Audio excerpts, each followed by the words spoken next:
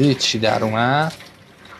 اول از همه آموزش کامل جرمگیری لباسشویی رو بهت توضیح میدم تا آخر ویدیو رو ببین. نکته دوم، دستگاهایی که بالای 10 سال جرمگیری نشدن باید یه سری نکات رو رعایت کنن. چون حجم جرم داخل دستگاهتون زیاده، شما باید هر 2 هفته یک بار دستگاهتون رو جرمگیری کنین که اون جرما لایه لایه برداشته بشه و داخل دستگاهتون کاملا تمیز بشه. حالا روال عادی هر 3 الی 4 ماه یک بار دستگاه باید جرمگیری بشه. چه جوری؟ نیاز به یه دونه جرمگیر داریم. جرمگیر رو در میارین، باز میکنین، ماشین لباسشوییتون رو روی برنامه درام کلین، اگر این برنامه رو نداشت روی برنامه کتون میذارید که بالاترین درجه آبو داشته باشه.